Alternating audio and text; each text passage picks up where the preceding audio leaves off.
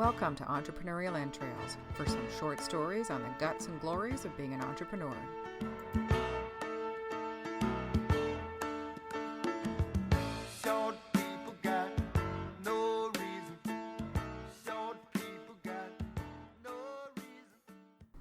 Hey, it's Elizabeth Plouffe, and I'm here today with Wise Word Wednesdays. And on Wise Word Wednesdays, I share either a software or a book or what have you, typically books because I kind of read like a crazy person, about business development. I tend to read a ton of fiction and mystery and all that other good stuff, but for this, fine feathered friends, it's business. So this book is kind of a weird book. It's kind of one that I, would never have gone out and found. But because of my penchant for buying used books, this opportunity presented itself. And so it was the title and the author that kind of got me. And I would hope that everybody would know this name. But this book is written by Paul Newman and A.E. Hochter. I'm going to say that wrong. But it's the Paul Newman, blue-eyed actor who, Butch Cassidy and the Sundance Kid. And I mean, his career just goes on forever. And beyond his career, he developed a whole series of foods called Newman's Own. And you'll still see them in the grocery stores. They haven't gone anywhere. And the name of this book is called Shameless Exploitation. I just thought that was kind of fun. So Shameless Exploitation in Pursuit of the Common Good. And one of the reasons I picked this up is that I know Newman's Own, all of the profits are donated to, they call it the Hole in the Wall. I think it's called the Hole in the Wall Kid Gang, something like that. I have it at the back of the book. And it's the camps that he's developed, or that the Newman's Own organization has developed for kids living with cancer and other types of horrid diseases. And so it's all charity based, which is fantastic. So the whole impetus behind creating this was philanthropic from the get-go. So it says here, the madcap business adventure by the truly oddest couple. And it's written in a bit of a peculiar voice because it sort of switches in between what appears to be three different people. So, Paul Newman and this A.E. Hochter, and then there appears to be a third voice. I'm not completely sure how that rolls, but anyway. And if I can find it, I have to find it. He's got the weirdest nicknames. So it talks about the foreword they wrote, the Hole in the Wall Gang Cookbook. That's what it is. So it's the Hole in the Wall Gang is the branding name for the camps, and then they are branded individually by whatever location they're in. So the foreword is written by both of them, and it says here, sometimes you get what you want, but it ain't what you expected. Newman's Own was supposed to be a tiny boutique operation, parchment labels on elegant wine bottles of antique glass. We expected train wrecks along the way, and got instead one astonishment followed by another astonishment followed by another. We flourished like weeds in the garden of Wishbone, like silver in the vaults of finance. A lot of the time we thought we were in first gear, we were really in reverse, but it didn't seem to make any difference. We anticipated sales of $1,200 a year and a loss, despite our gambling winnings of $6,000. But in these 20 years, we have earned $150 million. Oh, so full disclosure, this book was written in 80 something. Sorry, hang on a second. This is what happens when you have sugar before you record a podcast. Good golly, when the heck was it written? December 20, yeah, so actually, sorry, 2003 it was written. And he died in 2008, I believe. But in these 20 years, we have earned over $150 million, which we've given to countless charities. How to account for this massive success? Pure luck, transcendental meditation, Machiavellian manipulation, aerodynamics, high colonics? We haven't the slightest idea. And it's just really well written. It's funny. And you would assume that certain things happen because he's a celebrity, and he actually tried, for the most part, to avoid using his celebrity to make this successful. Oh, here it is. So Paul Newman, known to his friends as Old PL or Calezo de Hueso, Bonehead, had asked his buddy, sometimes called Sawtooth, to help him in the Christmas project that he was assembling in a basement, which wasn't a basement in the usual sense. There were crusty stones, a dirt floor, crumbling cement, and overhead timbers covered with active cobwebs. Also, 3 long since vacated horse stalls, but the unmistakable aroma of horses remained. So that was where the first batch of Newman's Own's dressing, which was stirred with a canoe paddle, I might add, was created. And he'd gotten such good feedback from people he had given it away to as Christmas gifts that he decided to try and create this business. And he says here, I'm not sure which chapter we're in here, chapter 6. So they were floating along, trying to figure out what to do and how to overcome some certain challenges. And it says here, we are on the Caca de Toro, I'm not sure what that means, mock fishing. The president and vice president of Salad King are having an executive meeting, not knowing which will sink first, the boat or the business. Paul is still brooding over the tacky suggestion that he put his face on a bottle of salad dressing. Even though we weren't flushed with the expectation, if it were necessary to do that in order to float the venture, it would be a new low in exploitation. Paul felt, put my face on the windshield of a Mercedes-Benz or a Volvo maybe, but salad dressing? We floated along for a while, glumly watching the non-bobbing bobbers, because they're fishing. Hotch suggested that perhaps the time had come to bag the whole idea. The bobber dipped, and Paul reeled in a hermit crab. You know, there could be some kind of justice here, Hotch. I go on television all the time to hustle my films. TV gets me and my time for free, and the film gets exposure for free. Mutual and circular exploitation, so to speak. Now then, if we were to go to the lowest of the low road and plaster my face on a bottle of olive oil and vinegar dressing just to line our pockets, it would stink.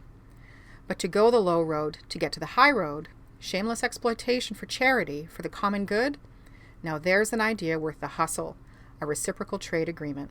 Then he and the hermit crab went in for a swim. And that's what the whole book is about. It's about how they stuck to their guns, how they decided that this Newman's Own dressing would be created chemical-free, additive-free, the way they wanted it to.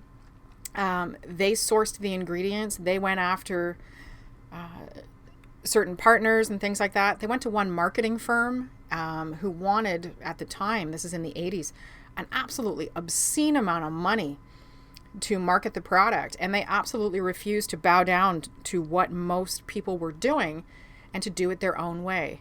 And it's a story of how sticking to their guns and doing it their own way definitely caused some challenges and probably made the process go a little longer. But they were being true to their vision for what they saw for the organization and the product. They were being true to themselves as far as, how much exploitation they would shamelessly use. And they did some amazing events where, they had salad dressing tastings and things like that. And once he changed his mindset, once Paul Newman changed his mindset and saw that for charity, he would be willing to do goofy things. I mean, they wrote songs, like some of them are just hysterical. And he and his wife, Joanne Woodward, would perform these songs, and they just gathered more and more media attention. And it was because the ultimate vision of the Hole in the Wall gang camps was driving all of this that he was willing to do that. And that's one of the biggest lessons that I got out of this book, that authenticity and truth drives a lot of what I do for business. It drives 99% of what I do for business. And that's the harder way to go. It's definitely the harder road to go. But in the end, I don't have anything to hide. I don't have to worry about anybody finding anything out or covering a lie or whatever. Just like them. They could have compromised and put junk in their salad dressing, but then it just would have become another junky salad dressing. And they've refused to do that. So there's another spot here, chapter 13, and he says, whereas the salad dressing was the creation of a couple of merry pranksters, a happy accident, the pasta sauce was a deliberate vendetta. Paul's revenge against an offensive bottle of spaghetti sauce, or so the legend goes. Having returned to his Connecticut home one night, he found the house deserted, nothing in the kitchen to assuage his hunger, save a lone jar of store-bought pasta sauce lurking in the corner of the cupboard next to a package of spaghetti, which he threw into a pot of boiling water. He dumped the sauce into a pan, swirled the spaghetti into it, and dug in, but one mouthful and his appetite went south. Bitter tomato taste full of sugar, chemical preservatives, phony colorings, as awful as those jars of salad dressing we first sampled, a spaghetti sauce that looked like red crankcase oil. Paul decided right then and there that we needed to rescue the pasta eaters of the world with a new product, a sauce with whole chunks of vegetables and no phony preservatives or coloring or any of the other disgusting junk that was buried in there. And they actually ended up revolutionizing the spaghetti sauce industry, which might not sound like a big deal, but it had never been done before. They took a huge chance. They wanted to create a quality sauce, and they decided that by God, they were going to have chunks of fresh vegetables and fresh herbs and everything else in their sauce. And they would find a way to make it stay on the shelf. They would find a way to meet, obviously, all of the criteria that they had to, but they would do it their way. And I loved it. I absolutely love this book. At the very end, they feature stories from different hole-in-the-wall gangs and the success that they had with the kids and the experiences that these children were able to have due to Newman's own, due to him making the choice of what constitutes shameless exploitation and when that is a risk to be willing to take. And absolutely, it's been an amazing success for them. The organization still exists, still runs these camps, still raises millions and millions of dollars every year to help these camps continue. And it's just a great book. So part of this Wise Words today, there's actually some interesting letters at the back. That one talk, they used the salad dressing to shine shoes, and it was meant as a compliment. So they said, if you're ever looking to get into another product, might be a good thing for you. It's hysterical. Sorry. So part of the Wise Word Wednesday today is this book. It's interesting if you're into reading some unique stories. Look it up. I haven't looked it up on eBay. I would imagine that's probably one of the only places you can get it. But the other is to encourage you to visit used bookshops, to visit places. I'm up in Canada, so Value Village has an amazing business book section. In fact, I have to kind of hold myself back from going there as often as I'd like, because you can find little gems like this that you might not always, you definitely wouldn't look for, but you should definitely read. You should definitely take advantage of and get the lessons out of it that you can. It's a really good book. So these, like I say, these letters in the back are just hysterical. And there's one here. It says, "Dear Mr. Newman, thank you for a sock-it-to-'em spaghetti sauce that people can enjoy naked. Our culture has a difficult time separating nakedness from sexuality. It is entirely possible to be very sexual and have clothes on. Also possible is to be naked and not registering sexual feelings from it. Many families live here all year. Other families visit over holidays and during the summer. There is no sexual activity allowed outside of your accommodation. Offenders will be asked to keep loving hugs and kisses and no fondling in front of others. I felt that you might be interested in another segment of spaghetti society that enjoys romance and living to the fullest." And this letter was from Fargo, North Dakota. I'm not sure if it was a nudist colony or what the dealio was there, but anyway.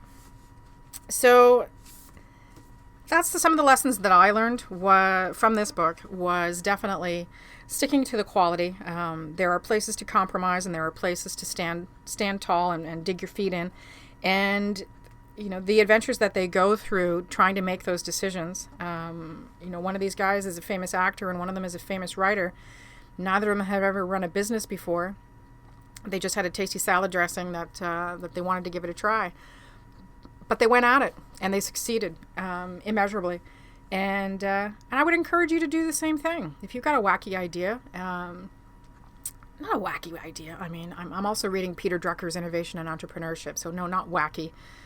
But if you have an idea around a product or service that might be slightly off the beam, do the research. Find out what's going on out there. Find out if there's a process to support what you're doing. But go for it. Find out. Iterate, innovate.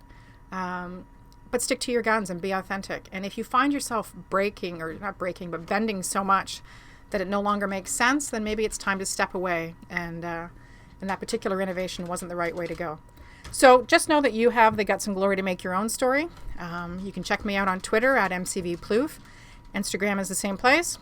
My business is MCV Communications, and you will see on the Wise Word Library page there all the other books I've read and the chit-chats I've had about them. So I hope you'll check it out. But have a fantastic day, and we'll talk to you soon. Bye-bye.